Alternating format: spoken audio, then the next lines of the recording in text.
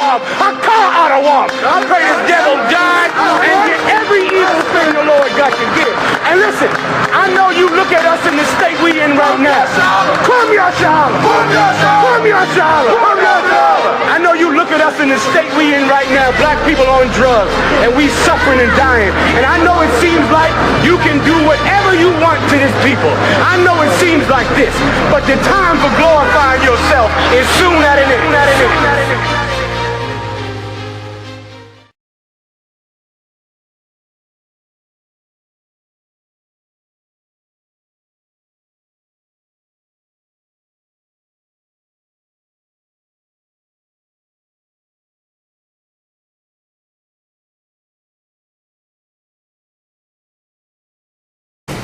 Everybody's familiar about what happened in Greece?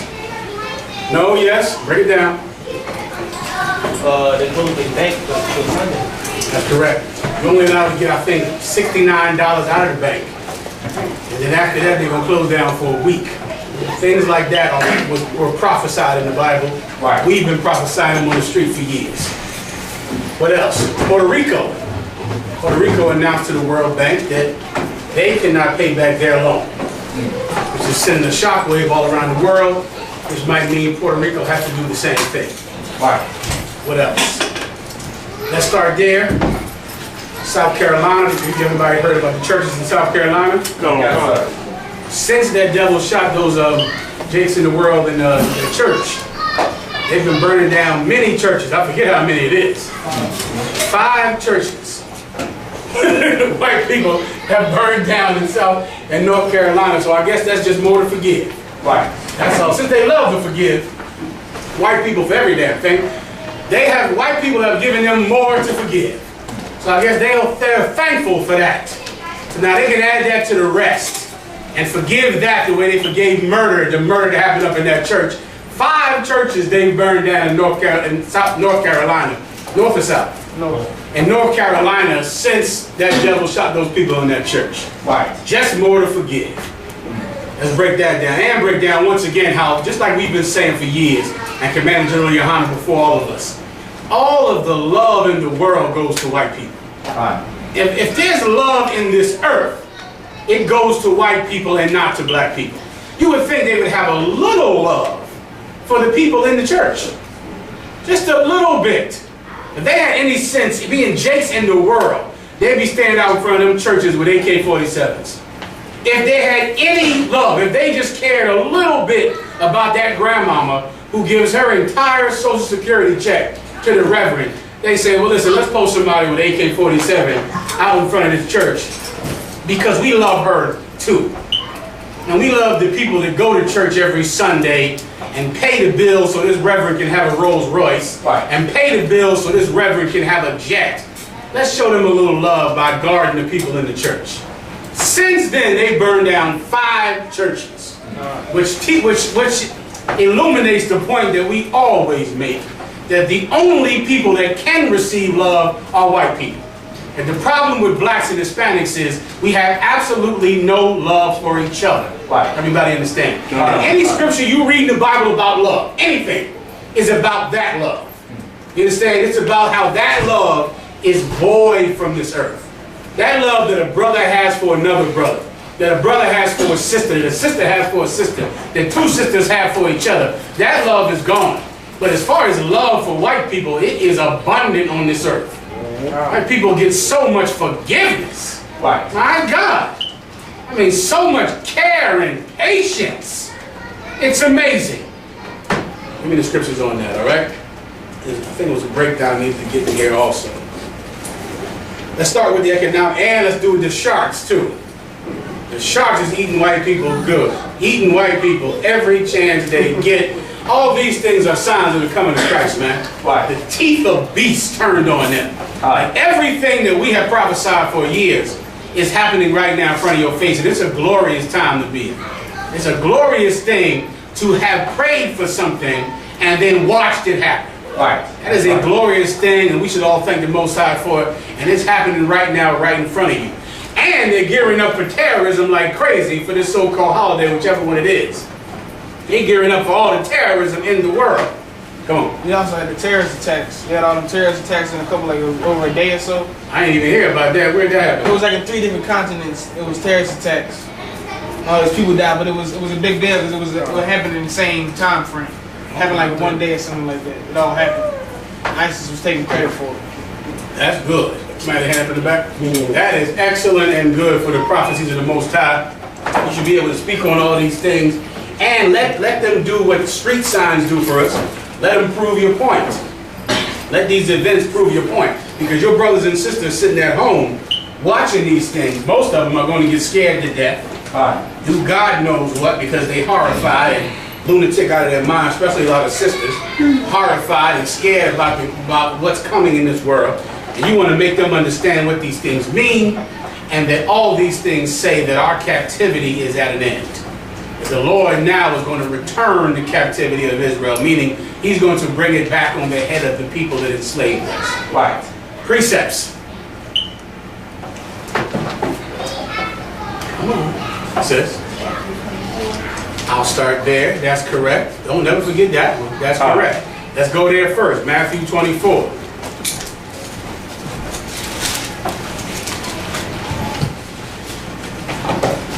You know what has an economic crisis scripture? Cycle war. You don't have one. Come on. You know what I want first? I want the one in Ezekiel. Ezekiel? Could be Isaiah 28. All right, let's go to Matthew 24. God, please. Let's go to Matthew 24 and 5. I.S.U.P.K. Matthew chapter 24, verse 5. For many shall come in my name, Let's saying, get down to 6. Or was it 8? verse 8, all these are the beginning of sorrows. I'm sorry, give me 7.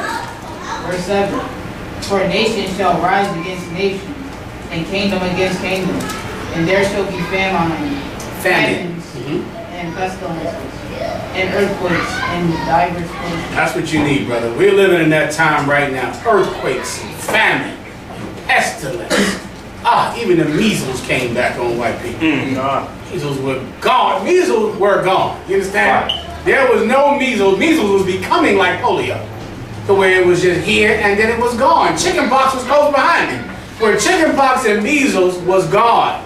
Lo and behold, some white woman says stop getting vaccinations. Measles comes back and kills everybody. Off of nothing. Off of somebody on the damn internet saying something. Which shows you the vast power of the Most High, man. Well, you are just never safe. If he wants you, he's coming to get you. There was absolutely no reason for people to die from measles at all. Saving one thing, that the Lord wants them to die. Right. He wants them dead, and he made it happen.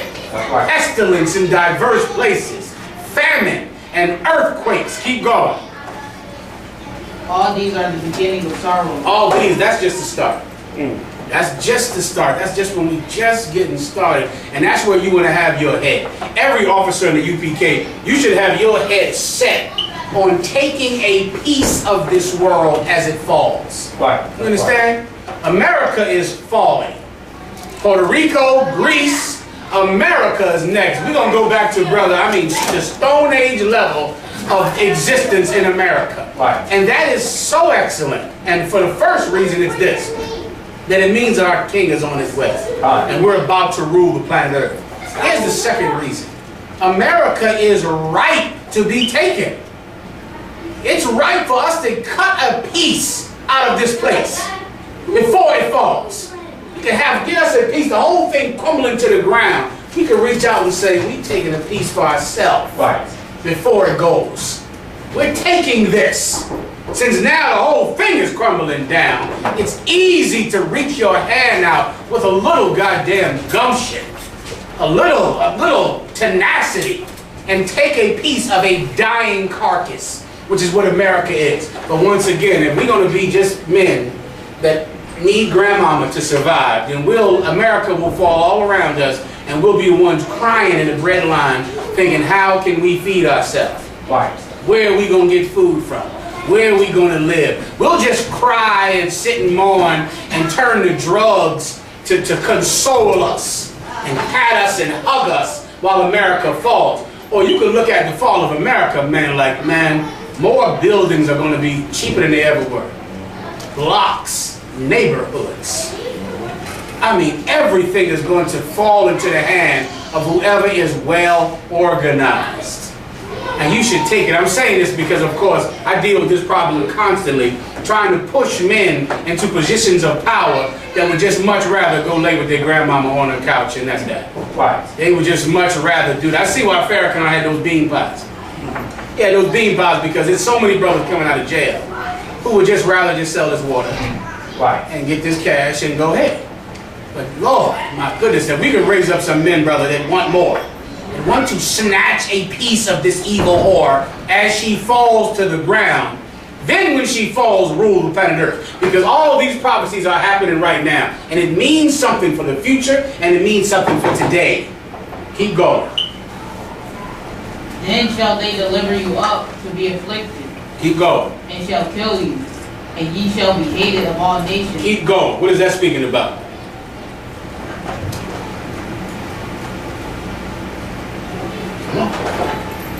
Just saying how at one point in time, people were killed the priests because they was rolling with.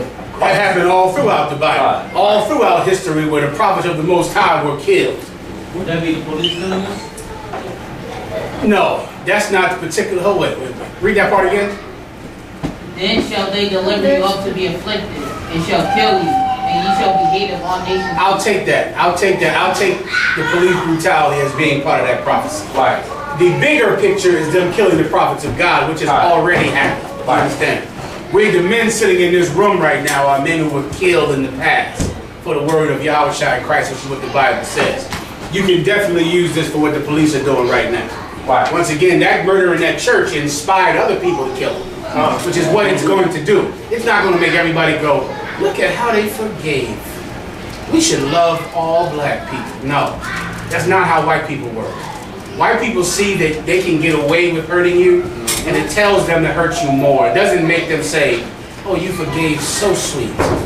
Let's never harm you again. Right. It means you're an easy prey.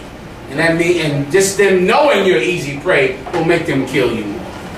Okay. In South Carolina, when white folks so-called stopped taking out the Confederate flag, could that possibly be like the white man like being deceitful, meaning when he do them taking out the flag will lessen, how can I say, like when he does something, he will not be looked at as a culprit because they say, oh, he took down his flag. That be a device to, you know what I'm saying? The men that killed Eric Gardner out in front of that store in Staten Island, what flag did they stand under? The American flag. Right. The cops. Right. They didn't, and it wasn't down south. It was in Staten Island. Good. That's the crazy thing about their whole flag argument is they act like the American flag is any different than the damn Confederate flag. Taking the Confederate flag down was an empty, superficial gesture. It was what white people have done for us for years. It was a token. Your father knows what that word means. Or mostly don't know your father. Your mother knows what that word means, a token. It means nothing. It means absolutely nothing, but it's designed to make you feel good. Precept. And they shall seek to please the poor. That's what taking down the Confederate flag. A poor person sitting in the ghetto goes, they took down the flag. People who are actually about power go, well, how the hell does that feed any of my people? Right. How does that keep my business open? How does that make my rent cheaper, my mortgage cheaper? Who cares? If I keep the flag up and open up the banks, let me walk in there and take what I want out of the goddamn bank, keep the flag and the hood and the burnt crosses, and hand me a piece of South Carolina. Give me a cut of what you have in there, and let everybody wear hoods to the Congress. Right. It was an empty gesture. It was a token. Everybody understands? Look up, seek to please the poor. That's your precept for that. Come on. There's another scripture that goes to the topic. Go ahead. Ecclesiastes 7:7. Surely oppression maketh the wise man mad, and a gift assureth the heart. Excellent precept. Excellent. I mean, add nothing. Why would you give it that? When the American flag was the flag that enslaved people. You know, slavery was around before the Civil War. Slavery was everywhere before the Civil War, and it was the United States of America that enslaved everyone. Right. After the Civil War, all the murder that we've been talking about for all these months happened in the North. Happened in Baltimore, which was not part of the Confederacy. Happened in New York, which was not part of the Confederacy. I heard somebody say like they were just trying to take the heat off the shooting. Of course, that's exactly the same thing. It's to do something for, it's what you do for a child. You understand? Somebody that's a child, like silly women in the world, you want to give them a flower. Give them a card. Here's a card. Oh, damn, my goodness. Oh, have sex with me. It means nothing. But if you're simple, you'll give up your tail for it. You'll hand over your tail for this rose that they'll give you on Valentine's Day. Right. And the problem with black people is every nation considers us a child race. That's taken directly out of books written about black people. They consider us a child race. A race of people who love nothing more than playing banjos and music and drinking and partying. And they give us those things, the things that help us to party, to have fun, and because of it, we don't revolt against them. And they glorify taking down that stupid flag that's been up for 150 years. The Civil War was 150 goddamn years ago. And the flag wasn't even up until 1960. That flag was down at the end of the Civil War. It was no Confederate flag being flown over the state capitals of the South. Then in the 1960s, when the Civil Rights Movement happened, and black people were making strides all throughout the South, and they was integrating the schools in the South and pushing black people into zones that they didn't want them to go into, ending the Jim Crow laws in the South. Then as a gesture to pour stupid crackers, they put the Confederate flag up in 63 or 65. It wasn't even up for 100 years or whatever it is from the end of the Civil War. All of it is a gesture. First you give a gesture to poor, podunk white people sitting on the damn porch. You put the flag up to say, we ain't letting these black people take over. I know you gotta give them hamburgers now in your restaurant. I know you gotta drink out the same water fountain as them, but look at the flag over the State House. You're right. And then the poor white people go and calm down. And then now the black people are getting shot and abused, they take it down to make poor niggers say, now we've won. Hope is still alive. That whole thing was sickening. I couldn't even believe I heard black people singing, "We Shall Overcome" in 2015. And to see it was like, what am I looking at? It is too, they are singing that. Singing it, it's too good. Come on, man. Listen, give me the precepts. Give me the economic crisis precept, please. Go ahead. Go ahead. Ecclesiastes 5 and 10. Let's hear it. He that loveth silver shall not be satisfied with silver, nor he that loveth abundance and increase. This is also vanity. Excellent scripture. Excellent. And I'm going to tell you, what else was it perfect for in the last days? Most black people are not aware of this. But what is it perfect for that's happening right now economically? A lot of Edomites who are conspiracy theorists, right? They believe, they see that America is falling. They see the economy is falling. And they believe that people should do what with their money? Danielle. Turn it in for silver and gold. Turn it in for silver and gold. They believe, see, this is what you got to do now, is you got to buy gold and silver. Commercials everywhere. We buy gold. We buy gold. Because gold is getting real popular because people don't believe that the dollar will last. So their faith is that silver will last. And gold will last. And that is a lie and it's stupid. What possible difference could it make if you got $100 under your bed and a bar of silver under your goddamn bed? Who in the hell cares when I'm gonna kick in the door and take the thing any goddamn way. Whatever it is under there, if times get bad enough and I get the order, who cares what you got under there? Right. You have $100 in peanuts, I want it. Whatever it is. But to go turn up, see, I got silver, that means I'm gonna be all right. No, you're not all right. No, you not. You far from all right. Right. It's ridiculous. Right. And here's the scripture to prove it. Read it again. Good work. Please. Ecclesiastes 5 and 10. Ecclesiastes.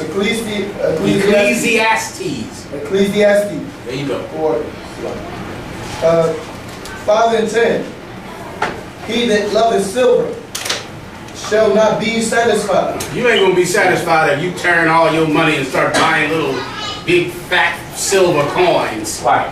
That white people are selling you because you're dumb and scared and they know you want to turn all your money into silver. And they got commercials on all day telling you to buy silver, buy gold, buy silver. And because you are Alex Jones junkie, you go and convert all your damn money into silver and gold. Alex Jones sits back and laughs like a fool while he gets a cut of everybody's money who buys silver and gold. Right. Go ahead, up. Shall not No, be. I'm sorry, Danielle. I seen this commercial about 2 days ago. They said for $10 you can get this gold buffalo coin that's worth about $50. That's beautiful. That's nice. Does it fit in the pocket? Fit in the pocket? I think so. No problem. Then it's fine. It's just the right size. It's just the right size to go in and put in your pocket and walk the hell out with it. And that's all. And that's it. Go ahead and hand up. Okay. The one is in Job, is in Job 20 and 10 where it says, his children shall seek to please the poor, Yes. and his hands shall restore their goods. That's what I need right there. I'm fine. Come on. I'm out. Part 10. What about the one that says money is a defense? It's a perfect precept. That's correct. That's perfect. Let's get that also. Keep going, Yanaquan.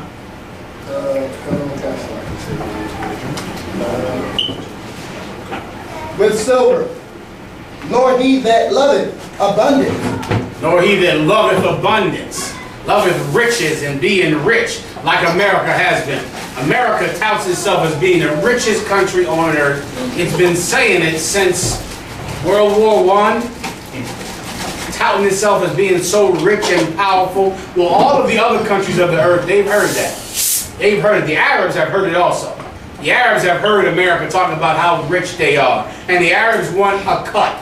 Right. The Arabs want a bigger piece of this pie we call the earth. And every nation does. And because of it, you won't be able to trust in all your riches and all the wealth and all the stock market and all the Nike sneakers and whatever this filth is in America that people put so much pride in as if they can keep it and have it forever and it will make sure that they're safe. It won't make you safe. You won't even have it for long. Greece is where democracy and halfway homosexuality started. They had a giant part to play in men acting like women almost as much as the Africans, just not as much. And now Greece is falling, and Greece is an anciently evil place. I can't think of a more evil place. Spain is disgusting too. Spain is a wretched thing on the damn earth, historically. America is the mother of all harlots. But that Greece is disgusting, and they're getting what they deserve down there. And they trust in their democracy, and in their history, and in their tourism, and all of those stupid statues. And the people go across to Greece to see pillars standing. I mean, the place gone. You got 3 pillars. Just you know what a pillar is, correct? 3 pillars standing there. You go pay $10,000 to go over to Greece, and they go, see, this used to be the Temple of Athena. Well, it's 3 pillars now. What the hell am I over here for? To see 3 old pillars sitting in the ground so you can tell me what used to be here 10,000 goddamn years ago? You see this big hump of rock? This hump of rock used to be the Temple of Aphrodite. Oh man, money please. And get checking money from everybody in the damn earth to see a lump of rocks that they claim used to be something great. The Egyptians are the only ones that did it better than them. Come on. A pillar is like a stone long shaft that holds up a roof, right? And you go, there were so many old temples over there in Greece. That's all that's left because the thing is 10,000 years old. Right. They say that's what was there. All you see is a damn pillar. They say this was the pillar to Aphrodite's temple, and their whole economy is based on tourism. Right. It's based on, in so many countries, the whole economy is based on tourism. But who wants to do tourism in a place where there's terrorism? Somebody want to go over to Greece and get shot, so people stop going to Egypt, whose whole economy was based on tourism. Right. They stopped going to Greece, whose whole economy was based on tourism. People don't want to get on the goddamn plane, period. Because they're afraid that the plane is going to be taken over and used in terrorism. And so now these countries are getting to fall who don't produce anything, who don't actually make anything other than selling dreams about what was around in the past. And because of that, they fall. Who had the hand up? How? So I have scripture, sir. Go ahead, read yours. Psalm 49, verse 6 and 7. Go ahead. They that trust in their wealth and boast themselves in the multitude of their riches, none of them can by any means redeem his brother. That's what you need, brother. The trust in America's economy, that is utterly stupid. There is one thing you can trust in good times, one thing you can trust in bad times. Who knows what that thing is? God. Brotherhood. It is it. That is the only thing dependable on the planet Earth. That's it. And if you have that, then you don't starve. You got brothers that love you and you love them, then now you don't starve. You got brothers that love you and you love them, you don't go homeless. You have brothers that love them and you love them, they don't harm your children are safe. And that's it. The trust, money is what brothers come together and take. You understand? That's it. Money is the trophy that a group of brothers will come together and take from people who don't have brotherhood. Why? That's just a fact. They'll come together and they'll say, well, now we're going to do this better than them. They can't do it because they don't have brothers. Now we're doing it better. Now we succeed, and people without brotherhood, their business, their venture, their operation fails. Right. Go ahead, hand up. I did, sir. Oh, sorry. Let me get that mic. Go ahead. I was going to say, on precept, the love of money is the root of all evil. Correct. All these scriptures are perfect for talking about Greece and economic fall and economic collapse like a war. I got 3 direct precepts and prophecies about the economic. Let's read them last then. Hold on to those. Tower War. I was about to say, redeem without money. You shall redeem without money. Perfect precept, Haas. It was just some more of that scripture that says, Go ahead. Slacky, sorry. I came out of slacky. What's up?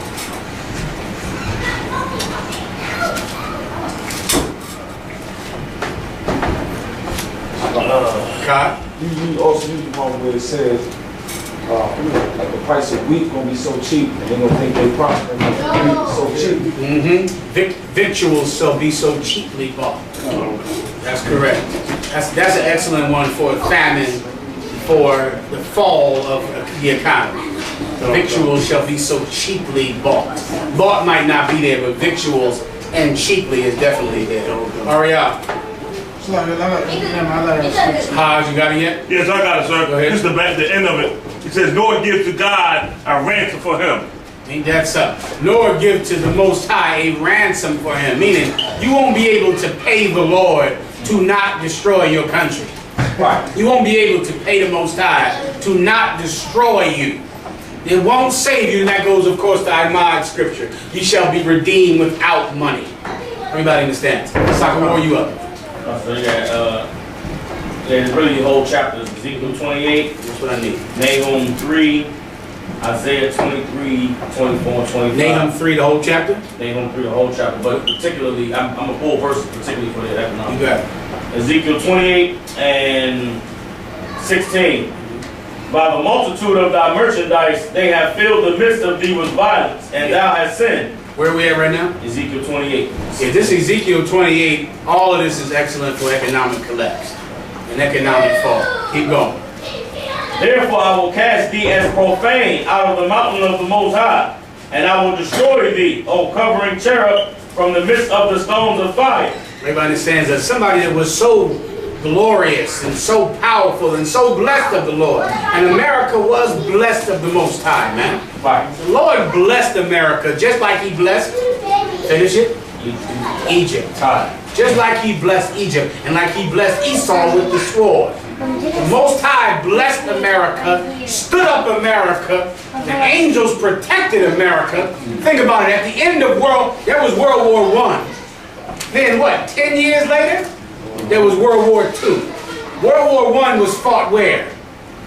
France, England, where else? Germany, Spain, all over Europe. 10 years later, they had another war in the same place. Now, what was England and France and Germany doing after World War I? Trying to rebuild a shattered kingdom because of getting bombed to death for 4 years.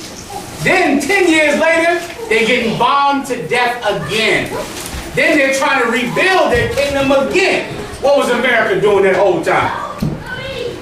Second war? Getting richer and richer. While their competitors, Germany, France, England, were trying to sweep up the rubble and the rock from getting bombed for 4 years. God bless this country. Imagine you got a store and you compete with another store and then God just had a thing burned down. Then they rebuild it and it burned down again. That's what happened with World War I and World War II. America's competitors, Germany, England, France, Russia, the war was fought there. There was a Russian front, the English Channel. France got taken over by Germany. Germany got invaded and conquered. So their competitors were destroyed. Meanwhile, who's left to get loans from? Who's left to make the tanks and the buildings and to make all the things that countries need to survive America? And America ran with that wealth, brother, had a rich 60s, rich 80s, rich 70s, ooh man, rich. Now it's over. You understand?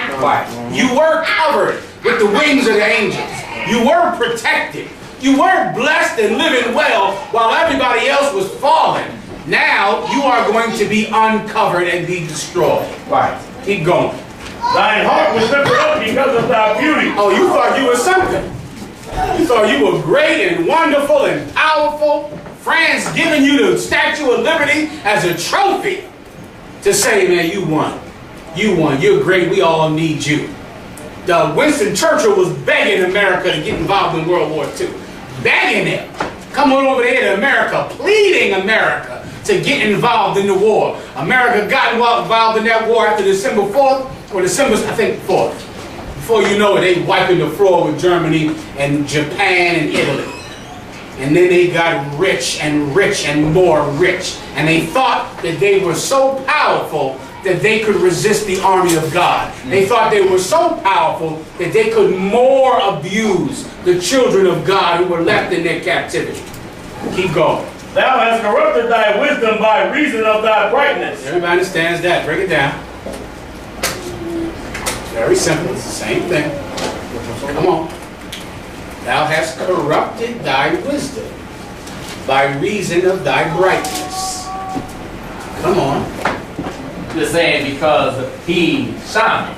Because he shines. Meaning he has money, wealth, and power. That's correct. Black men wrote the Bible.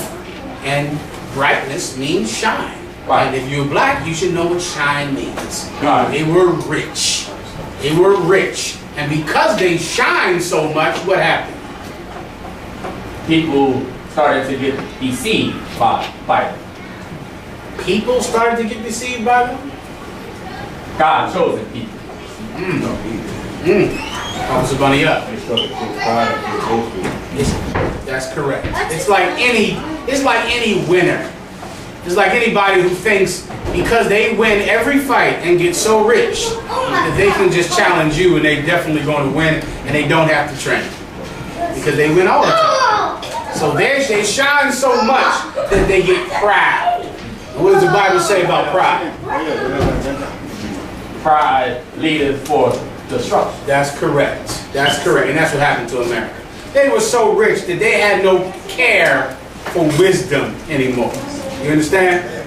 They had no care to think and make sure and take account and be easy. Don't go too far. Be careful. Watch out for this. Watch out for that. F it. They went, brother, and just gobbled up everything with no care for anything. They could have cared less about them Arabs. I I could have told you already, brother, they need to hire some of us. Because what the white man did to them Arabs was obviously going to turn them into terrorists. Right. Obvious. And back in the 30s, brother, you know what an Arab was in the 30s? Who knows? An Arab was Rudolph Valentino. An Arab was an old, suave, debonair cat on a camel who loved women and was tropical and exciting and romantic. Soccer war. An Arab, listen, the whole Arabia thing was romantic. You understand? It was like Arabian Nights. It was like the thing was, you know, beautiful. Alibaba and the 40 Thieves from the Book of Gilgamesh. People would read those books, and Arabia was like a romantic place. Everybody wanted to go, ride a camel, see a sheik, belly dancers. It was like something beautiful. And all the Arabs loved America, loved, you know, because tourism would come over there. And Rudolph Valentino, who was the biggest movie star, bigger than you could imagine somebody today because they had nothing, you know, they didn't have entertainment. This cat was Michael Jackson, you know, Tom Cruise, everything, Rudolph Valentino. And he always played Arabs. They paint his face a little brown in the silent movies. He gets some old white girl, swoop her up, and love her, and he was the romantic heartthrob. Now, can you imagine having a romantic heartthrob that's Arab in a movie? Never. It won't happen where some Arab gets the girl at the end of the goddamn movie. Ever. But that's what happened back in the law, even though he wasn't really Arab.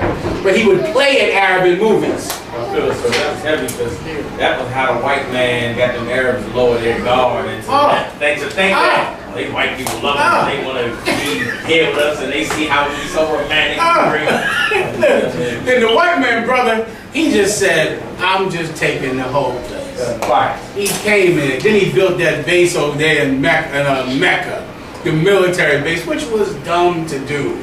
To build that military base in Mecca where them Muslim nuts could go crazy out of their mind, and he just made move after move. That was dumb. That was stupid. Just like what's happening right now. White people, if they wanted, could have these simple jakes in the world, worship them as God forever. But the white man will still shoot you in the back while you're running. Right. He'll still go into church and kill you. He'll still do things that even a Jake will say, well, that ain't right. Damn it, I'm a Jake, which means I worship white people as God. And I still can't go for you doing that. Because the white man let his shine corrupt his wisdom. Right. Come on. I was just saying, that was the point, like, because of how great he forgot to just play it smart. Like, his wisdom got corrupted, he got off track. You know what I'm saying? That's correct. And that's biblically prophesied. Correct. Keep going. I will cast thee to the ground. I will lay thee before kings that they may behold thee. Here we go. Now he falls and he falls. And now his competitors look at him and go, look at you now. We all used to worship you, but look at you now. That's right. Keep going. Thou hast defiled thy sanctuaries by the multitude of thine iniquities, by the iniquity of thy traffic. By the iniquity of what? Thy traffic. Of what? Thy traffic. What's another word for traffic? Like a war. Commerce or trade. That's correct. Traffic. That's why they call them drug traffickers. The drug trafficker is someone that sells drugs because that's what commerce is. That's what traffic is. It's trade, it's commerce. Everybody understands? Keep going. Therefore will I bring forth a fire from the midst of thee. It shall devour thee, and I will bring thee to ashes upon the earth in the sight of all them that behold thee. Ooh-wee. What is that speaking about? What's up, honey, y'all? That's all it could be talking about. That's correct. The return of Yahweh Christ. That's what that's talking about. Because he got so proud, he was sitting on top. Only by the blessings of the Most High has the white man been able to have this kingdom for this long. Right. Only because the Lord allowed him to do it, paved the way for him, took down everybody else that might take him out, put us in captivity under the white man so we could prop up his kingdom, and yet and still he was bold. Yet still he was bold and arrogant and foolish, and now he's going to fall. And what you're seeing every day, brother, if you get up in the morning, something has happened to further the coming of Christ. Every day it has happened. Every day. Right. And that's happening because his rule is at an end. Keep going. All they that know thee among the people shall be astonished at thee. Thou shalt be a terror, and never shalt thou be any more. Everybody understands that. They that shall be astonished at thee is a precept for what? They shall narrowly look upon thee. And say, behold, is this the man that made the earth to tremble? Right. Thou shalt be a terror, and what? And never shalt thou be any more. Break that down. Akkad. He made the earth to tremble, but when Christ comes back, he won't anymore. A little different. Just stick right with this precept. That is true, but when it says, thou shalt be a terror, how do people feel about terror? Man, they're not going to be a threat no more. How do people feel about someone that is a terror? They is scared. America feels who is a terror? Arabs. The Arabs. How does America feel about the Arabs? They hate the Arabs. That's what happens. Right. Once again, hard to understand if you're black, because we love terror. We love people who scare us. People scare us, we make them God. Okay, but when you terrorize someone, they hate you. They want to kill you because you're scaring them. That's what you would know if you weren't foolish and lost your wisdom. If you scare people to death and make them think you're going to harm them, they come and they harm you. That's how it works. And that's what America has become. America has just become someone that everybody is afraid of. So because of it, everybody kills Americans. Which is how life works. You can't walk into the bar, say, I got a gun, I'm going to kill any of you niggas up in there. I'm going to kill everybody. No, some people will say, no, you're not going to do that. They'll say, no, you're not going to do that in here. And they'll kill you first. Which is how life works. Right. America's afraid of the Arabs. America goes over to Arabia and kills everybody there. Kills every kid, every 17-year-old boy that they find, 13-year-old boy they find, because they're afraid of the Arabs. So they kill them all. Well, now people are afraid of America. So now Americans can't travel abroad. You can't go over to another country. They find out you're Americans, they're kidnapping you, cutting your damn head off on TV. Because everybody is afraid of the Americans. Thou shalt be a terror, and what else? And never shalt thou be any more. And you will not be anymore. Why? Because people kill you when they're afraid of you. When they think you're going to kill them, they kill you just out of self-preservation. Keep going. That's it. What else you have? Nahum chapter 3. I'll do verse 4 through 6, and then we drop down to 16. I got another one too, so I think might be it. Go ahead. Where Molly, you want to start? Go, sir. No, you go first. All right, Psalm 52, verses 1 through 7. Psalm 52 and 1. Why boastest thou thyself in mischief, O mighty man? The goodness of the Most High endureth continually. Thy tongue deviseth mischief, like a sharp razor that worketh deceitfully. That's it. Why boastest thou thyself in mischief, O mighty man? And why are you so proud in so much wickedness, and so much filth? Keep going. Thy tongue deviseth mischief like a sharp razor. Keep going. Working deceitfully. Thou lovest evil more than good. Keep going. And lying rather than speak righteousness. Thou lovest all divine words, O thou deceitful tongue. The Most High shall likewise destroy thee forever. He shall take thee away, and pluck thee out of thy dwelling place, and root thee out of the land of the living. The righteous also shall see and fear, and shall laugh at him. Lo, everybody knows who that is. Who is the righteous? We are. We are. Right. And the righteous shall what? Shall see and fear, and shall laugh at him. The righteous shall see and fear and laugh at him. We see what's happening to the white man. It should reaffirm your fear in God. You should look at what's happening to America and go, yo, everything that those officers taught me was true. That's what I see. I think about every brother, especially Commander General YAHANNA, that taught me when I was young in the truth. And brothers that were over me at that time, they were fully in order with General YAHANNA. And when they were, They spill his words into my ears all the time. And I say, boy, everything they said was right. It was true. I got taught the truth. I see it now. Now, as years later, I'm sitting there watching everything that they said happen. Seeing Russia go back to the Cold War, just like they always said it would happen. Seeing the terrorism, like they said it would happen. The economic collapse. Economic collapse is like a UPK term. You'd have heard that in '84. The economy's going to fall. The economy's going to fall. You hear that just around the school all the time, at speak-ins all the time, and here it is. And we shall see it. Fear the Most High, meaning it reaffirms your fear in the Lord. It reaffirms your faith. So now any weaknesses you might add, now you will sharpen yourself. Because now you'll fear the Lord more. Because if he's destroying America, as he prophesied, surely he will destroy you if you fall out of truth. Right. Surely he will destroy you if you don't walk the straight path. They will fear and laugh. They'll be so happy. And that's what you see right now. That's how you should be.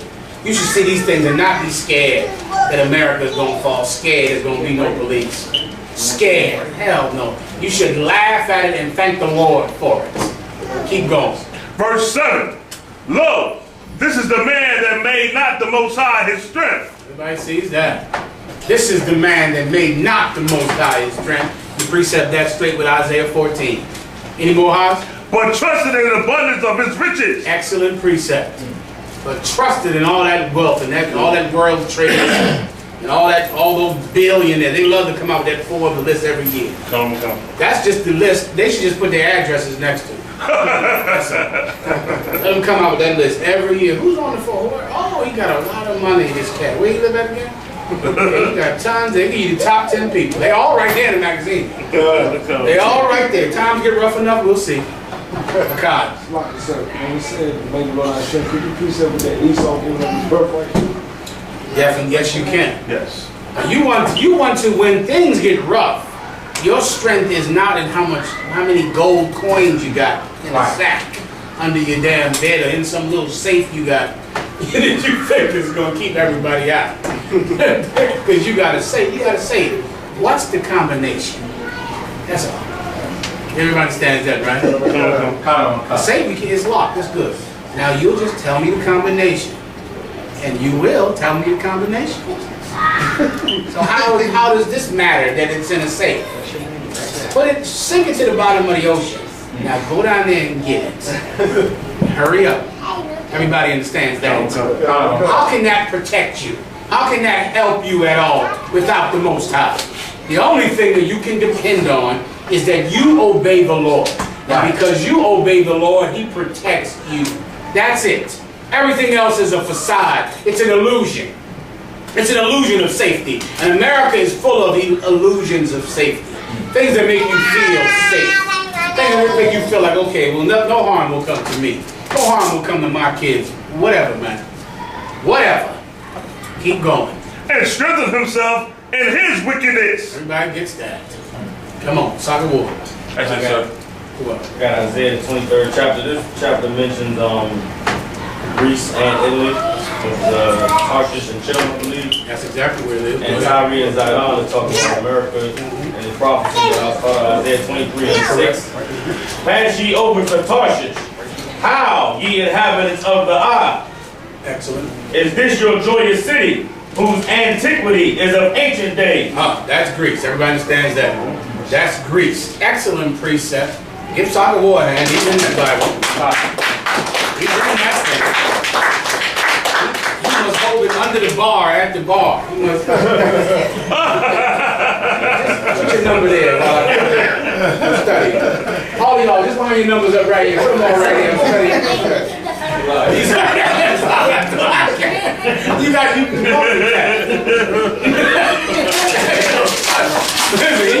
you think he in that Bible because he gets all the numbers. He's still in that Bible. What's your excuse, hell? Damn right, read it again. Isaiah 23:6. Pass ye over to Tarshish. How, ye inhabitants of the Isle? Is this your joyous city? How? Cry. That's correct. Howl, meaning mourn, wail, cry. Is this Athens? Oh my God. Athens out there. That's like an amazing place in history. Right. Athens, Greece, named after the goddess Athena. Was so rich. I mean, of antiquity, it was rich. Come on. If I could, so this is heavy too, because this is in Isaiah, which is around the time when we were in the Babylonian captivity, right? Mm-hmm. Greece hadn't even risen as a great power on the earth yet. So like this is prophecy, the Lord prophesying that it is going to be a time where the antiquity in this place is going to be amazing. Forget about it. Tarshish is one of those places that would become Greece. That would, after the Spartans and after Alexander, would become, and after Athens, would become some amazing place. It's in its infancy right now. It's a few islands, a chain of islands in the Aegean Sea that make a lot of money through trade. Would later become Athens and a larger chain of islands that would become Greece. Keep going. Is this your joyous city, whose antiquity is of ancient days? Her own feet shall carry her afar off to sojourn. Everybody, what does that mean? Her own feet shall carry her afar off to sojourn. Meaning what? Keep reading.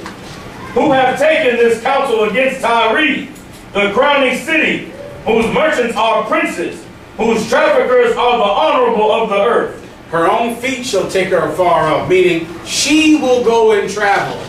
She'll take her philosophy, her doctrine, and spread it. She'll get on ships, her ships, and take her belief system and her economy all over the world. What would you relate that to? The Seleucids. Who knows what the Seleucids are? It's like a war. They were the branch of Alexander's empire that ruled in the Mediterranean Sea. And they were the precursor to what? To the Romans.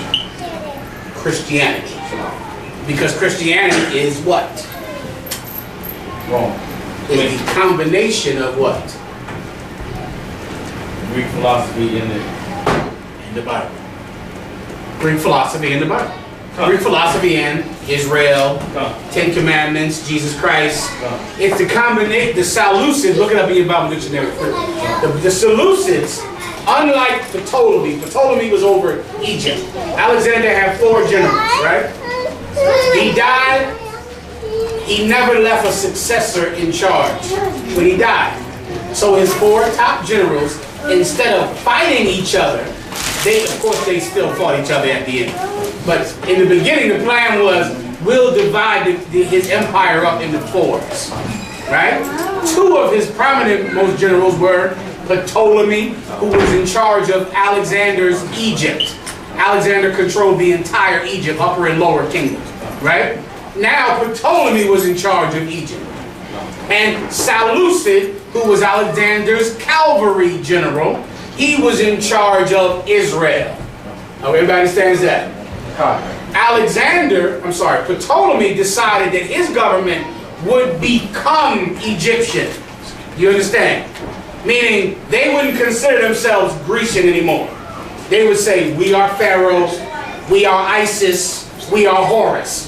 They put the eye makeup on, the lipstick, shaved head, and became Egyptian. The Seleucids did not do that. The Seleucids Grecianized the Israelites. They combined the Israelites with Grecian culture. And that's where you get Jesus being a God. Because demigods, a God who has a human mother and a God father, comes from Greece. That's Perseus and who else? And Hercules. And where Zeus is his father and some whore he found is his mother. That's all over Greece, the Grecian culture, to have a God father and a human mother. They believe all of the gods would take the form of men. It's a whole big Greek myth. They take the form as men, put on cloaks and robes, come down on the earth, have sex with a woman, and go back. So then when the woman ends up pregnant, you ask her, who's your father? Man came into my tent last night and got me pregnant. That was Zeus. That was Neptune. Neptune did that for you. That was, whoever, right? Whoever would get your mother pregnant. And then you would grow up and become a famous warrior. And they would say, that's the son of Zeus. That's what they did with Hercules. Hercules was an actual black man that fought in the Grecian fighting rings. And he got so popular that they would say, he's the son of Zeus. Zeus is his father. He's blessed by Zeus. How does he win so much? Because he's a god. Because Zeus is his father. They combine that with the Bible, with the history of the Israelites, and that's what Christianity is. Christianity is Grecian mythology combined with the Bible. The Seleucids are the ones that started that. They started that directly after Alexander died. Come on. They said Jesus was a Roman soldier or something. They said the Roman soldiers began to worship him as if he was their god. It was named, begins with an M. I forget his name. It was where Christmas comes from. That's something else. That's the Roman part is later on. I'm talking about where it started. Where the whole mythology of Grecian, demigods and Mary never having sex and the Trinity, all that is from Grecian mythology. Even how the Grecian gods rule in the council, it was like they rule in the council. That's the whole Trinity. God the Father and God the Son and God the Holy Spirit and all that filth. The whole war in heaven, the war how Satan fought God. Satan fought God and got cast out. That belief comes from the belief of Greek mythology. Because in Greek mythology, what happens? The gods fight each other all the time. Hades is fighting Zeus, and they have a soap opera they got soap opera like affairs, where they beefing and fighting each other. And Artemis is mad at this one, and Hades is mad at that one, and Neptune doesn't speak to this one. All that stupidity comes from Grecian worship. Come on. Because I remember when I was a child, they used to push a lot of old TV. They used to have a TV show about Hercules. I think the name was Zeno. So they showed like the gods fighting and always. Yeah, that's Greek mythology, and they combine that with the Bible. Who has a solution for me? Is in your Bible dictionary. Zondervan. Go ahead. It's like, so what kind of look up when a sudden Hercules put out the it's over here somewhere. It's in one of these books House got years ago. It's in one of these books, right? Come. Is it okay? I don't see it on the shelf. It should be, I know one of them is in the World of the Bible. There's an icon picture of that one. When the World of the Bible is up there. Somebody should be up knows where it is, all right? The brother can do it. World of the Bible. Come. What about that small blue one? Is that small blue and white one? No, that's the Caucasus Mouth. That's he's in there too, correct? Am I wrong? I don't think so. I don't remember. Thinking about something else. Maybe that's the one. All right, we'll see if we can find it real fast. All right. Come. Seleucid Bible Dictionary, Tower Ward. It's like I don't know what point now. That's right. Ariana. Begins with S? No. Say again? Begins with S? Yes. Open the first page. Say again. Please go ahead. SELEUCID. It's not written here at the front. It's not, sir? Laxi. Oh wait, I think I might have it.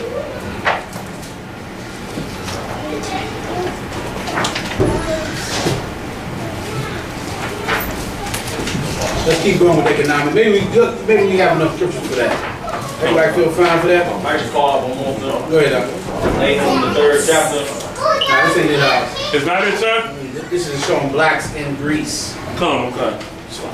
This is it right here. Some proof that blacks were in Greece. Everybody sees that, right? Come. This is old. This is. Wait a second. Let me tell you what it is first.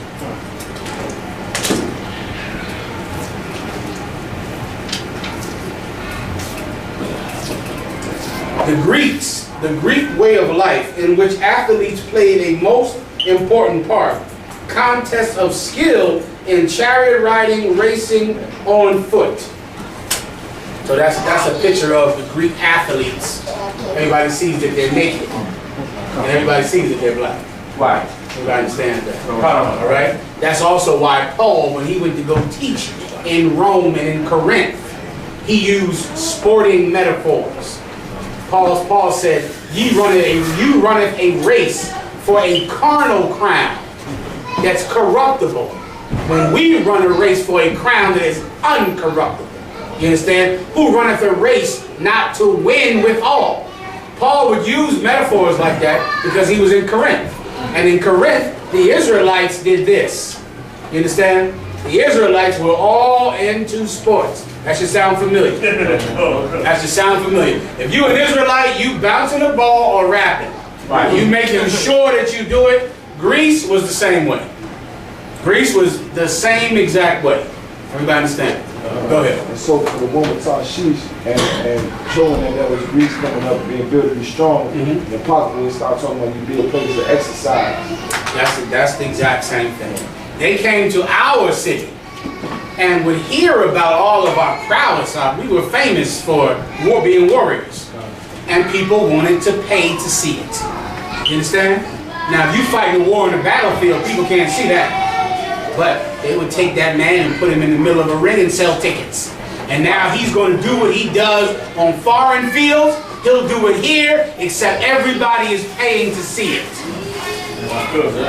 heavy because the same great physical specimens we are today, we were thousands of years ago. Don't sweat it. That might be in D.C. I don't know why I think it's in D.C. Did they take it? I'm not sure. I know of them. It's not too long ago. Okay, it could be in the book in the camp. Okay, it could be in there. We're not losing these books, is that correct? Tower War, we ain't losing these books. We're keeping these books, have them all, catalog, the water. Go ahead. Would you say soccer war, please? It's heavy because the same, the way that we great athletically today, we always been that way. Thousands of years ago, we still was them great people that everybody wanted to pay whatever to come see perform all these athletics. That's exactly. You think Jewish people killed Goliath?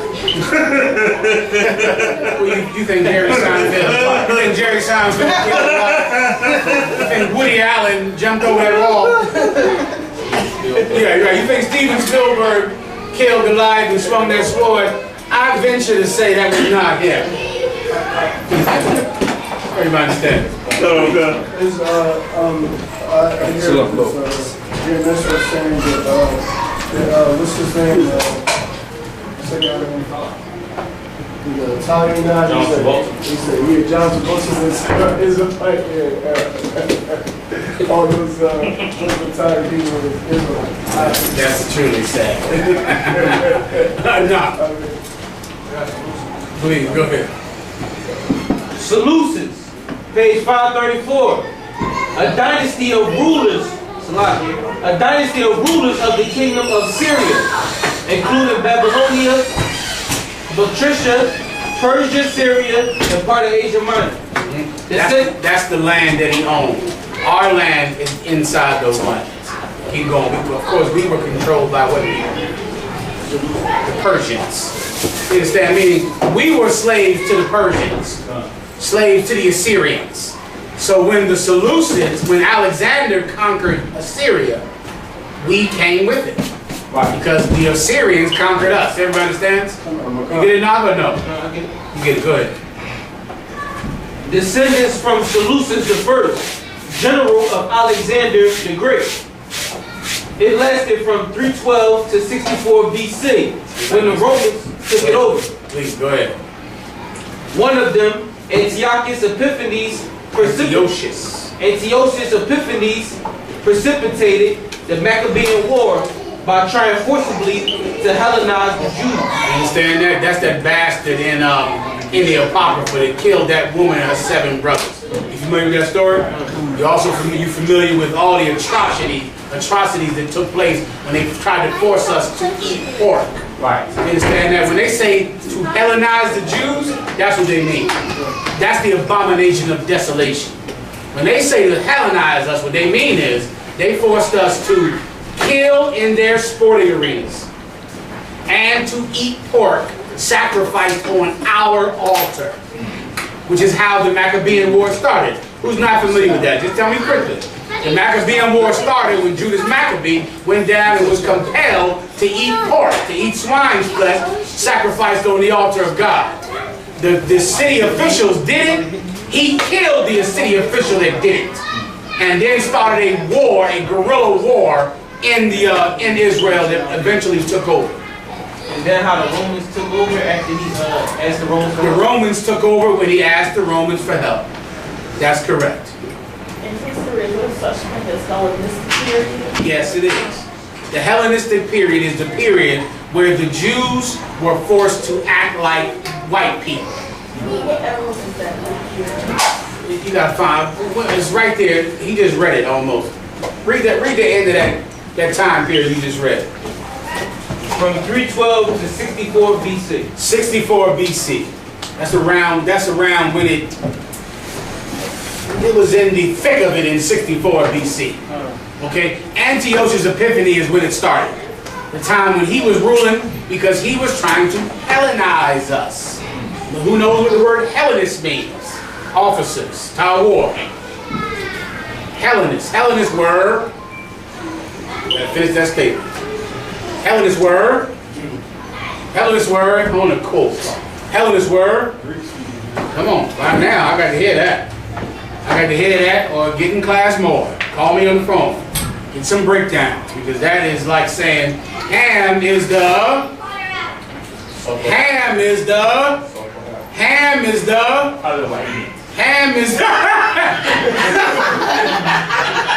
give him a hand.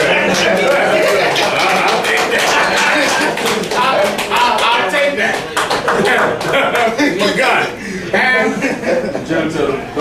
is the progenitor of the dark races. Finish. Not Negro. Come on, you got to know that. You got to quote that.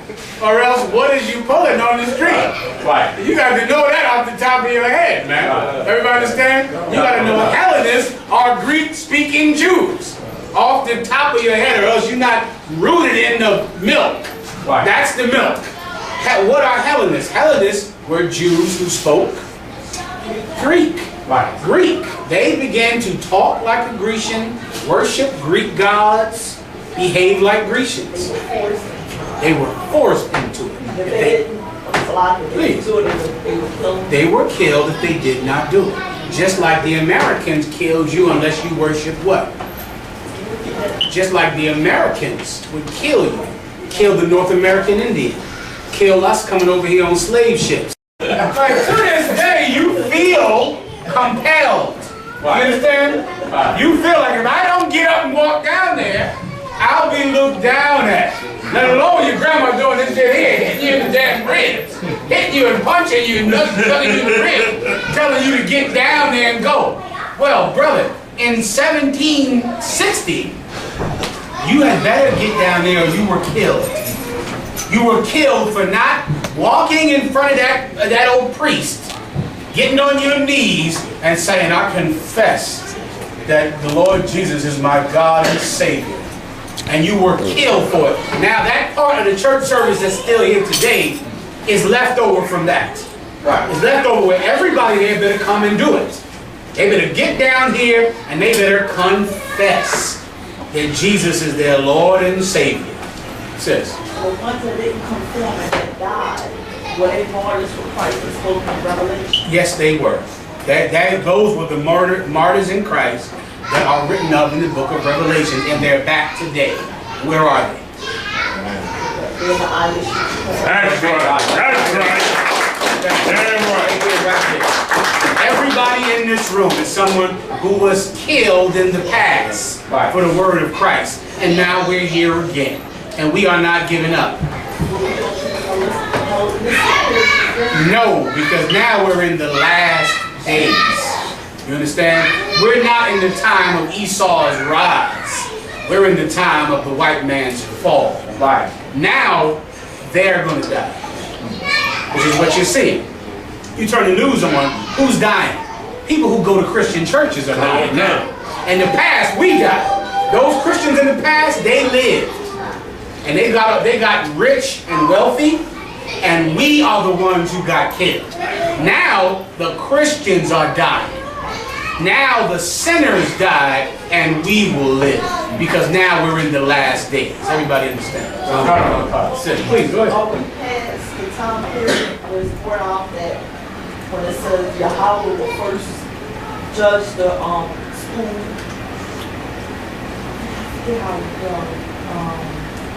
Judgment begins at the house of God. Is she talking about Ezekiel 9:4? I don't The think mark so. on the forehead, didn't say judgment going to first begin with us? I think she is. Is that the one? Go ahead. It's in the New Testament, and it talks that He will start with this house first. Yeah, judgment began first at the house of God. So where would it be with the sinners that are in the world? I think I know. I think you in Timothy. Is that right? I think she's in Timothy, where who cannot judge his own house. Do you mean that? Okay, let me give it to you in a nutshell. The scriptures, when it's talking about the Lord will start in his own house, is not talking about being killed by sinners.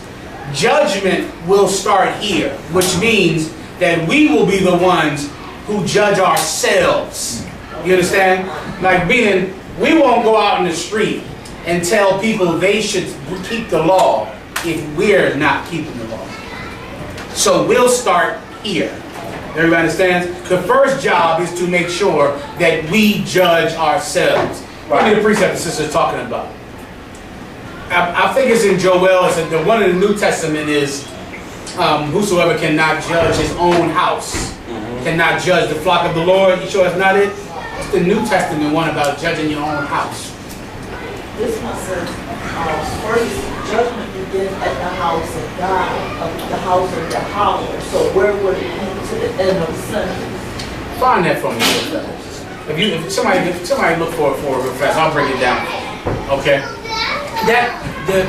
From the words that you're telling me, that means the same thing. Meaning, if we're in the truth, if we go out and get high and leave the truth and eat pork and eat shrimp or become whores, what will happen to us?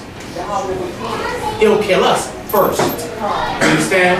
And if he'll kill us first, what will he do to them? You understand? Forget about it. That's correct, sister. Go ahead. I think she's talking about 1 Peter 4:17. Let me hear it. For the time is come that judgment must begin at the house of the Most High. That's it. And if it first begin at us, what shall the end be of them that obey not the gospel of the Most High? That's exactly. This is not talking about dying in righteousness.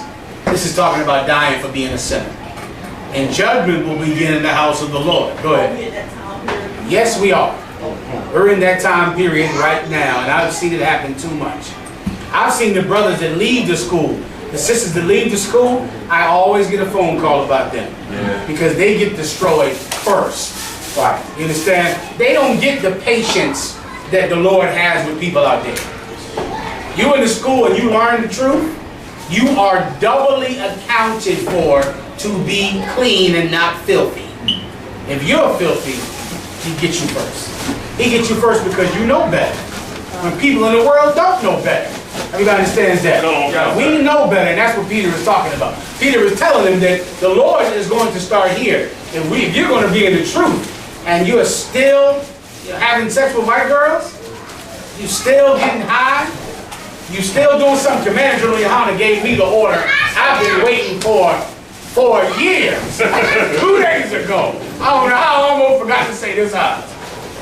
General YAHANNA said that I could go find a company that will randomly drug test brothers in the school. Get a Lord in that. I've been wanting to do that for years. I've been wanting to randomly drug test. He said it's a company that we can get it done from anywhere in the country. So, he said, for instance, brother becomes a new officer. You want to be an officer in the school? Report to this place in your city with urine. You go there with the urine, you pee in a cup, you pass that drug test, you can be an officer. All of a sudden, a brother does something that's wrong. He gets suspended. He does something out of order. You haven't heard from him for a month. He comes and he says, well, I just, I need some time to think. I like to come back. No problem, brother. Go down there and report to this place. And pee in a cup. And then you can come back and serve out the rest of your suspension and come back into school. He said that to me. I couldn't keep my smile. I know if he heard the smile on the phone. Because how bad if I wanted to drug test some brother that leaves for a month and comes back. I just had to get my head together. I hear you, brother. Right, no sweat.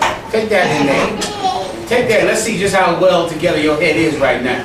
Because I don't know how many brothers have left the school and I gotta hear some long, stupid story about a woman or about a job, when this brother just was getting high. Why waste my time? Don't waste my time. Just come back and say you was getting high. Why? Don't come and tell me I lost my job. Because even the excuse sounds like they're not saying why they couldn't come to class and report. They're saying what made them get high. Hey brother, where you been for so long? I lost my job. My woman stopped calling me. That's where you been? You lost your job? That's where you been? Your woman stopped calling you? What does that mean? You know, my grandma, she told me that I had to get out. Your grandma told you you had to get out, and that's why you haven't come to class? Are you really telling me what prompts you to get high? No, none of that, no problem, brother. Then take this down to your city and fill it up with urine and get tested. And I'm going to go look, I'll put you over there. You got it from here on. You go find us a place, some type of national company that we can pay, give them a payment every month, and they'll let any officer that we send there get pee in a cup and test him for drugs. Why? Because the Lord is going to start in this house first. Why? You can't be a drug addict in here. How disgusting are you? You can't get off of weed. You can't get off of pills, and you like a damn woman. You like some girl who you can ply with pills and weed and seduce her into sucking a rod. You can't get off of what? You can't let it go. It's just too much. Oh, your life's so sad. Maybe your life is sad because you're a vagina. Maybe that's why you're such a loser. Is that possible? That's right. Why don't you do something that losers don't do? Why don't you go and man up and start to stand up on your damn feet? That way your grandmother won't have to slave every day at the old folks' home. Just so you can buy all the damn weed and cans of beer this tall in the earth. Go ahead and hand up in the back. Hurry up. They got they got at-home tests. Come on, hurry up. Bring it on in. Let's find out. That's where they at. Let's get whatever it is. But he gave us all that. I'm following this one through. Because I want to know what prompts a man in folly and in foolishness. I got a funny feeling that it's weed. I got a funny feeling that it's not all these excuses I got to hear about at 3 a.m. I got a feeling it's just getting high. That's all. It's just getting high, and that's all it ever is. And so I can move on from this vagina in a headpiece. Where are we at now? Let's move on. Sorry. Like you said you wanted to talk about the water sharks. Say again? Sharks too? The shark. But other things I almost forgot the sodomites. Everybody understands what happened with the sodomites. Right? Sodomites went down there. They had put a case before the Supreme Court. Now the homosexuals can get a marriage license anywhere in the country. What is the Israelite School of UPK stance on the recent confirmation from the Supreme Court allowing gay marriage? Now, yeah, that's true, but you're a little more eloquent about it. God. Of course, there's a lot of sessions learned, not the court, not the paper. That's okay. You're right too. You more on to the point. Here's the Israelite School of UPK's stance. Who gives a damn? Who cares? Who cares about two homosexuals going down and signing a marriage license? The Bible is against being gay. You understand? Being gay ain't never been a damn crap. Ever. Now two homosexuals can go and get a marriage license, so what? Once again, white people and Christians will get all up in arms because they're ruining the sanctity of the marriage license. Is the marriage license a holy instrument from God? What is the marriage license? Aria? Nothing. Why? It's nothing. Who proves it's nothing? Heterosexuals that get married. They prove it means nothing. You act like the homosexuals who ruin the marriage is disrespecting the marriage license? You know who disrespects the marriage license? I'm sorry, you act like the homosexuals are disrespecting the marriage license. What have the heterosexuals done with the marriage license? Not divorce each other every day. Who respects a damn marriage license? Find me the broad that respects a marriage license when she finds a phone number in your phone. Right. She finds a phone number in your phone. Who gives a damn about a marriage license? She's leaving you. That's right. So who cares about it? What woman has ever gave a damn? The same woman that will press you to buy that ring, press you for the white dress, and the church, and the banquet hall, and the bar, all you can drink bar. I'll come there for that one. Call me for that part. Don't call me for nothing else. Open bar, give me a call. God bless your marriage. May the Lord help both of y'all be with you both. But do all that. And at the end of it, she catches you in the bar with another woman. She wants a divorce. And at the end of the whole thing, well, bro, what was the point of all that party we did? All that dress. I spent 10 G's on the damn thing. You want to leave me over this, bro? What are you talking about? It's over? Because of a phone number. Because I'm having sex with this thing here. And now we got to be over. I could have saved my 10 G's. I was having sex with him back then. What are you marrying me for then? It's silly. It's nonsense. People, men and women who marry don't respect the marriage license. That's right. None of them care about it. Here's what should be respected. The act of sex. The act of sex is a holy instrument from God. You understand? It is sanctified. It is precious. It is everything. It brings forth death and it brings forth life. It is a holy thing. It is what begins life. It is what ends life. It is what consummates a marriage. And it is how you forever feed a marriage. To keep the marriage strong. That's directly out of the Bible dictionary. It is what nourishes a marriage. You're going to have sex with a woman to start the marriage. And then guess what else you got to do? Continually have sex with her. Why? To nourish the marriage. To feed it. It is the intimate bond. It is the only one. It is the only thing that is truly intimate on the earth. Sex. Sex between a man and a woman. It's you, it's her, it's in the dark. Nobody knows what happened but you and her. This don't involve anybody else but you and her. You're naked, you're alone, and you make life from it. And it's a holy thing. And that holy thing is disrespected in America by acting like a piece of paper you sign in public is more important. The marriage license is done with some white lady with glasses on in the damn courthouse. You sitting there and get this thing. What's your name? Where's your ID? All right, here you go. Next. That's holy? That thing. With this white woman that hands you a piece of paper, you show your ID. She hands it back and say, now you're married. That's the precious thing in life. The ring that they beat some African's head over the top, beat him half to death to go into the ground and get a damn diamond. And you put it on her ring. That's the holy thing? It's silliness. It's silliness. So once again, the homosexuals, they can get married. God bless America. There's only one marriage that is still legal, however, in America. Who knows what that one is? You still gonna go to jail for that. Why? Everybody understands. That's the one thing that is still illegal. It's not quite marriage for all, right? They say marriage for all, not quite. Because if you go try to get a marriage license with more than one woman, you are getting arrested by the federal government because that's a federal law in every state.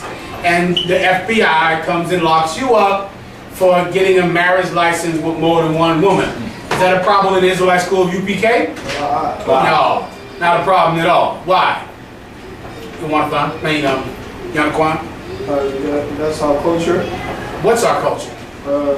We have more than one wife. And we don't need marriage licenses to do it. Right? You have sex with this woman on Tuesday, that's your woman. You have sex with this woman on Wednesday, that's your woman. And both of them need to get nourished, fed. Sis. So that be in those days, other women will That is the precept to that giver of name. Precept. 7 women shall lay hold of one man, saying, I will buy my own apparel and my own food. That's right. Just call me by thy name and take away my reproach. That's real marriage, brother. That's the real thing. Everybody understands. And that's so now you go on the street, go do a speaking on having more than one wife. You're gonna draw a nice crowd from that too. Go out there and blaze on it. Go out there and stand for your right. And whoever doesn't like it is against love. Is against, they are intolerant and they're bigots. Somebody telling this woman she can't love a man just because another woman loves him. Right. You against love. That's right. You a bigot. How dare you say that love is wrong? Right. How dare you say that this woman can't love this man just because 4 other women love him? So what? She loves him. Is love wrong? No, it is not. Love is right. Love is right. And the heart wants what the heart wants. I want all of them. Why do I need so many women? Who knows? I was born this way. That's how I was born. I didn't make myself. I prayed to God to change me. I said, Lord, please change me. Take this away. Don't make me like this. Until finally I realized I was born like this. That's right. And I should have the freedom to be who God made me to be. In the past, I was a man who loved all the women, trapped in the body of a man with one woman. I saw I had to break free of that. Come out of my shell and have sex with all of them. And then I was myself. And I was free. God bless America. Go ahead and sit down there and see what happens.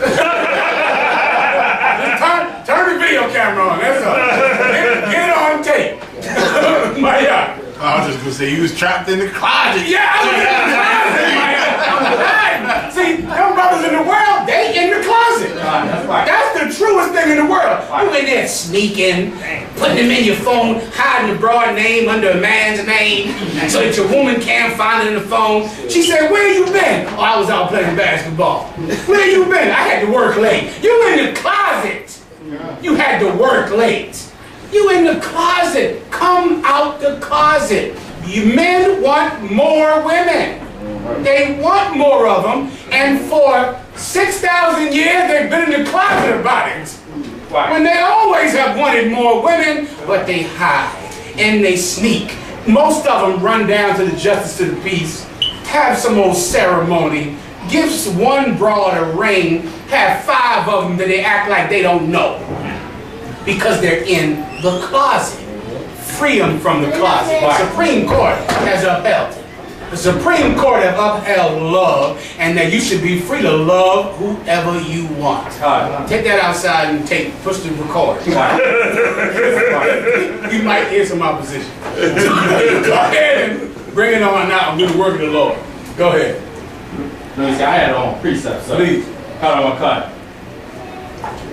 Ecclesiastes 7:26, and I find more bitter than death the woman whose heart is snares and nets, and her hands as bands. Whoso pleases Yahweh shall escape from her. Break down what you're trying to say. And I was going to say that the brothers that's inside the world, they is in a trap by that wicked woman where it's hard for them to come out of it. And the wicked woman is saying what? Or doing what? She is doing wickedness. So meaning she is going to trap that brother to make it seem like he can't have more than one wife. I'll take that. That's what you want to do. It's wicked to put some stipulation on a man that he can't have another woman. Right. That's wrong to do. That's wrong for that sister to do. And let me tell you something. If you went to that woman and told her, listen, you can't wear jeans anymore. Brother, you be in that house fighting like a cat and a dog. If you told her no more jeans, Right. You know what she's telling you? She's telling you no more children. She's telling you no more love. That's what she's saying. And here's what's doubly evil about it. You had a woman when you met her.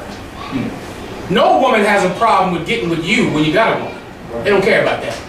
They're fine with having sex with you even though you got a woman.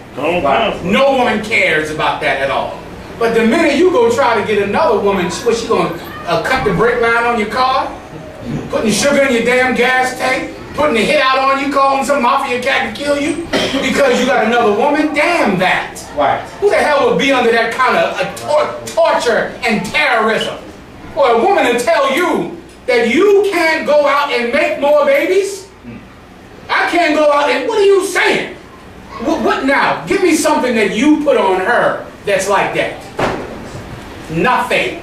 What lawful thing does a brother tell a woman she can't do? Right. Nothing. That woman, she's free. She wearing jeans.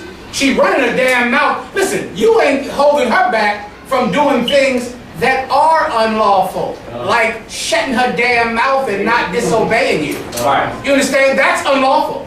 A woman is not supposed to argue with you and force you through her power and mouth and the police to do something. She is not to usurp the authority of a man. That's unlawful. That's right. Yet and still, some women that will do it like that. That will, well, you know what? You tell me not to do it, I'm doing it anyway. I'm doing it anyway. I don't care that you're my husband. Get out of my face. Don't call me anymore. I'm doing this and I'm doing that and that's that and whatever. Now, if she does that, you powerless. And she'll tell you, you can't go out and love somebody? No. No. Loving another woman is your right if you want to. Right. If you don't want to, don't do it. Right. The strongest thing is to have no woman. That, brother, you're going to be a lot better off with none. You'll be like Paul, you'll be like Christ, to have none. But it is nevertheless, let them marry. It is your right, however, to have a woman. Now you're going to let some big-mouthed woman who does nothing you tell her to do, nothing, penalize you for doing something that's lawful? You can if you want, that's up to you. Me, the Supreme Court said I can love who I want to love. And I'm going to do it. I'm going to do it, I'm going to do it, I'm going to do it. And I would advise you to come out the closet like General Mayat said. And advise brothers in the world to come out the closet. The brothers in the world, you should go on a campaign for brothers in the world to come out the closet and stop lying to women. That's the weakest thing. Sit some woman and tell her a ton of lies. You put a lie detector strapped to your neck trying to figure out if you lying. Everything about catching you in the goddamn lie. Everything. Right. Smelling it. Smelling. I got so many stories drive me. Smelling my underwear. Smelling them. I said, why would you smell them underwear? I'm having sex with other women. Why don't you ask? What are you doing? What are you doing over there? I'm having sex with, I don't know what the problem, what are you doing? You wasting your time when you can just ask me. Right. Yes, that's what I'm doing. That's what I'm going to continue to do all the time. Anytime I feel like doing it, I'm going to get them all pregnant. Whoever I feel like getting pregnant, I'm successful at it. It's something I can do. And I'm going to do it as a gift. Hold the Lord's gift back. Come out the closet and stop lying to her. If you don't get to keep that slut, at least you'll have respect. That's right. That's all. You'll have some dignity instead of sneaking and lying and all that filth. When nowadays I work hard on the job, till I come cross y'all, still like I'm a criminal. Trying to get caught, it could be your first charge. Like, man, you ain't getting the minimum. It gon' dip, squat, 5 mile run, push, pull, sit on, goddamn, strong. Looking at my baby, trying to keep them doing wrong. It's too long before they grow, I can't leave them on their own. They killed Daddy like he had a 30-day cake. The news covering up the story for what they say. It took me back to the time we lost Otis. Pretend these crackers, they gon' tell you something bogus. And I'm thinking like, damn, what you tell the kids? We try to put up a fight, but did we fail the kids? Cause they really got us looking like no damn good. And why success got to cost my manhood? Hey, black women, y'all got to wait the fuck.